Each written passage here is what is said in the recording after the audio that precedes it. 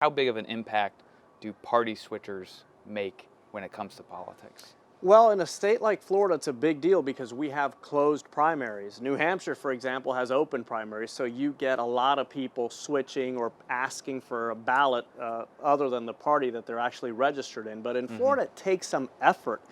So people who switch parties to vote in primaries, that means that they're doing this intentionally. They've thought it through. They have a strategy.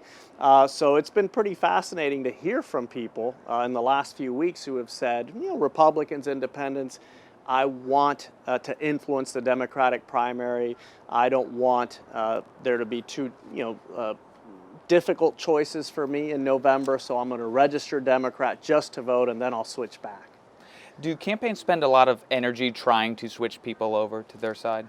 Typically not, because it's usually a very small universe of people who actually switch, and a lot of times they cancel each other out. So you'll get Democrats switching to Republicans, Republicans switching to Democrats. So it's something to watch, but it's usually not something that campaigns invest a lot of resources in trying to achieve.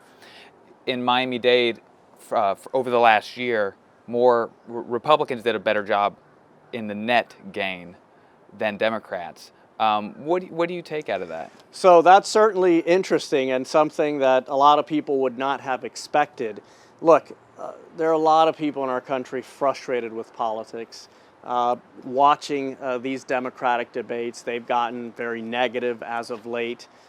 Bernie Sanders, which by many measures is the most extreme Democratic candidate, is surging.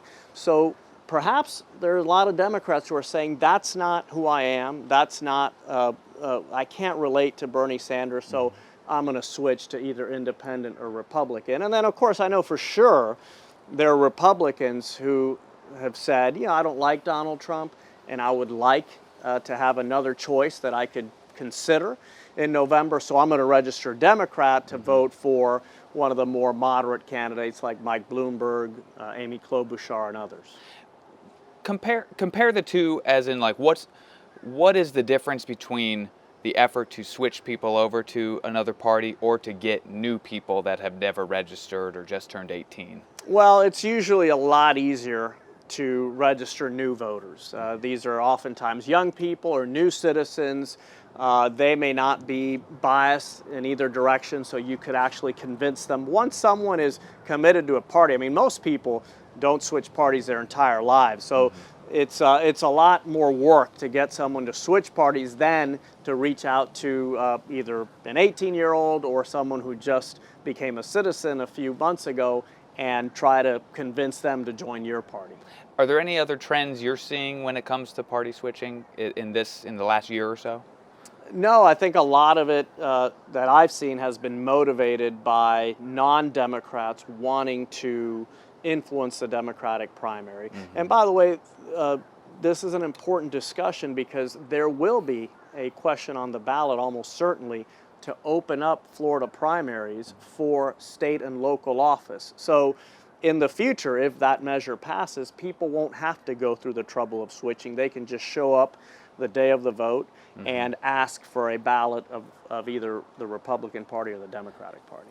Are there a lot of people that want to do that? I mean, is there a momentum building on that? And then what's getting in the way of that happening? Most people think that independents should not be locked out of primaries. We have millions of independent voters in the state of Florida. They have no say in the primary process.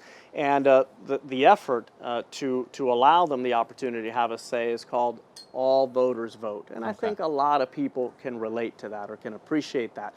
Everyone except the major parties. The Republican Party does not want independent voters meddling, so to speak, in their primaries. The Democratic Party doesn't want that either. So this is an issue where Republicans and Democrats, at least the party leaderships, are united, trying to keep non-party affiliation voters out of their primaries.